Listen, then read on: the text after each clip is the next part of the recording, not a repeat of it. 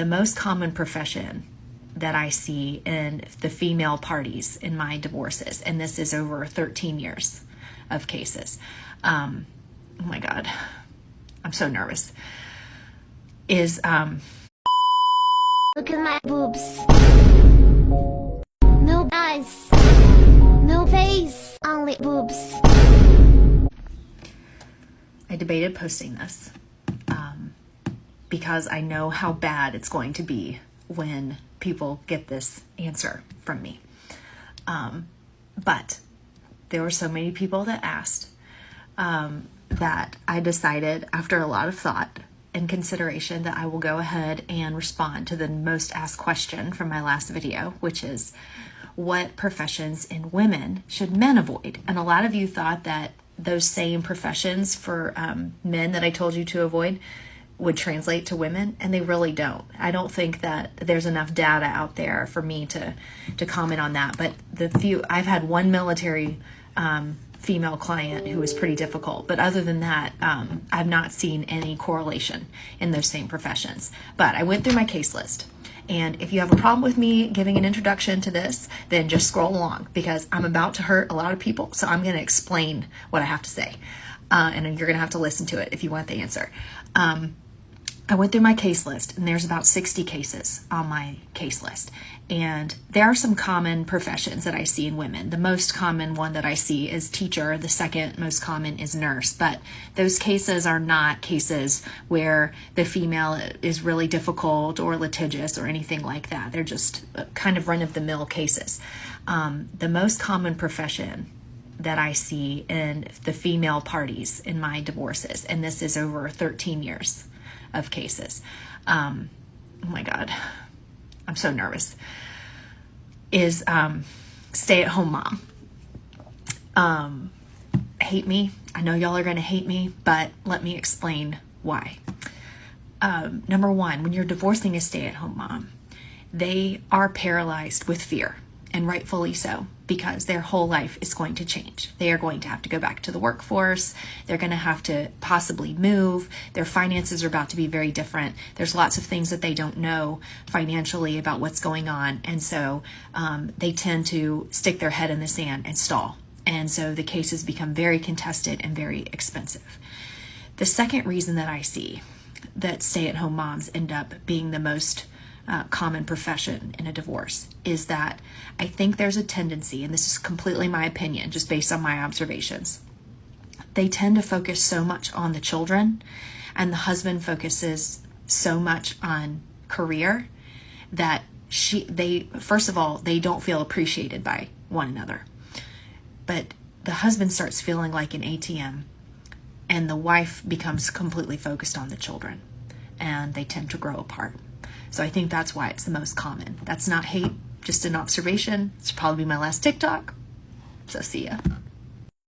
Let's just be honest, guys. The reason why she was so afraid and nervous to tell you this truth, this uncut, raw information, is because the vast majority of her clients, I guarantee you, have been stay-at-home single mothers, teachers, and nurses. They're women who are raking in the money.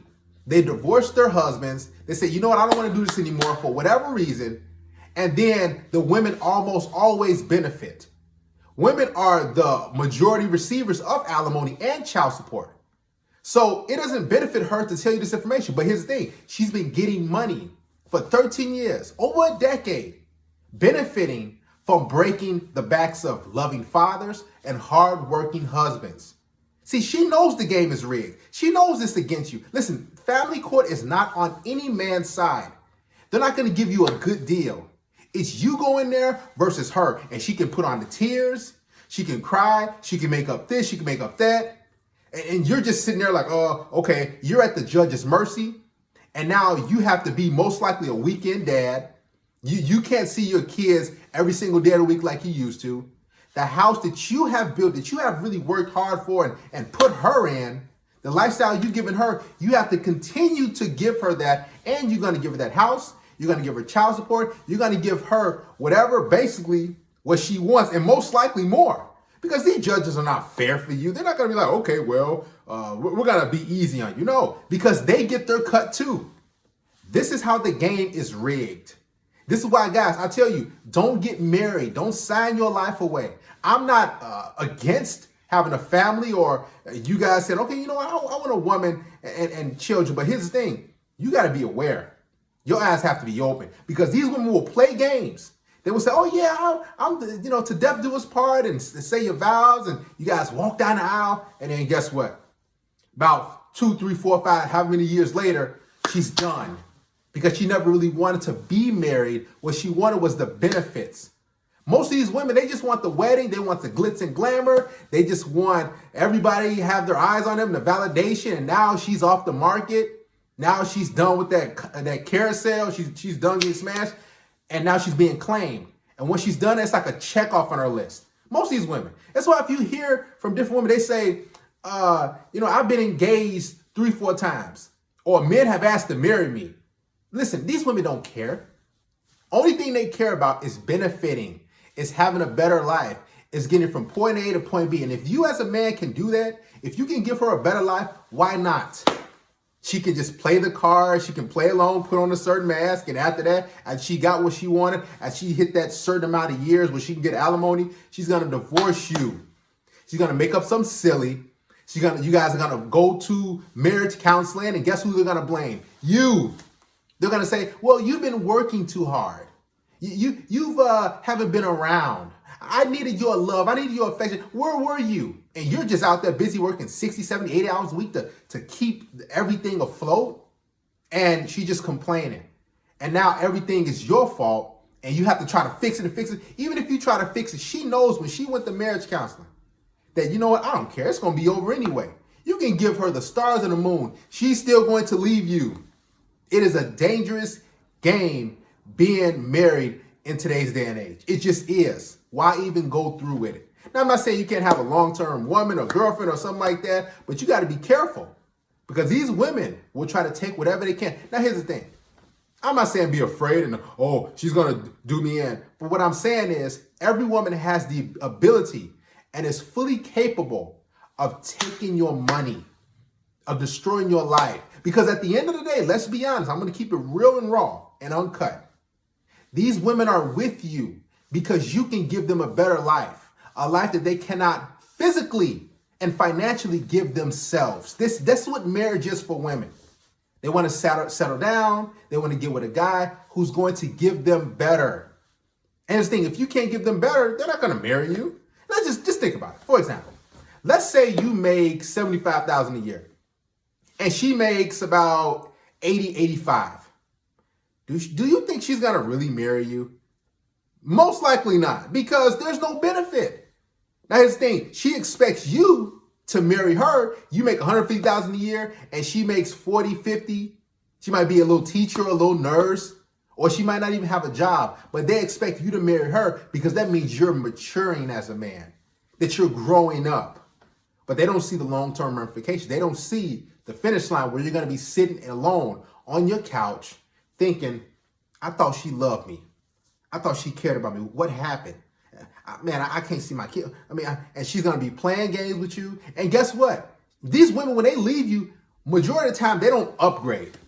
They don't get with the guy who's on your level as far as economic status or job or career or anything like that. They usually, these divorced single moms, they get with guys who are far less beneath you, who barely got a job, who are kind of in and out of work, who are dirty, dingy. They don't get with quality men up to your standard.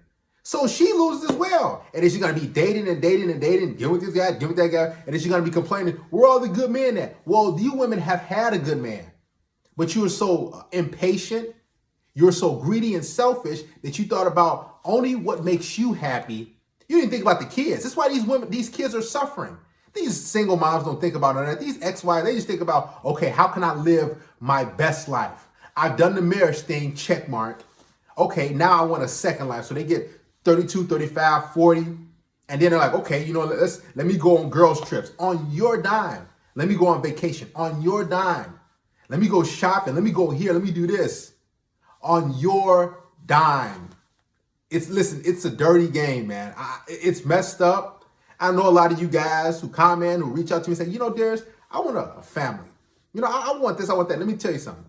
Would you rather pay alimony and child support, or just child support potentially? Just probably child support if you really want to go that route and have children, because that's what most men want. They want their own lineage. They want to, go about things that way and have children. But let me tell you something, man. It feels good to be free. It feels good not coming home to a woman who's bitter, who's angry, and who wants to dangle sex above your head. Because that's what happens a lot in these marriages. Trust me, I've had tons of consultations with guys who they come home after a hard day's work and their wife is saying, well, you're not meeting my emotional needs. And he's like, man, I'm working, I'm doing this. And he can't even get laid. He can't get any sex, any sort of physical companionship. And he goes down in his basement, he goes in his garage, and she's sitting there bitter, angry, making his life miserable. Why would you want to deal with that? Just think about it. Your life is too short. Life it should be enjoyed, not endured. Don't let any of these women try to lasso you and threaten you and say, well, if you don't want to marry me by this time of a year, or in a year or two or whatever, then it's over with. No big deal. Because let me tell you something. She can't get another guy like you, another hardworking guy, a guy who cares, a guy who's a protector. She can't get a guy like you. Let me tell you something. There are tons of women out there like her. Believe me. Don't be afraid, guys. Don't just sign your life away because you think that's the right thing to do.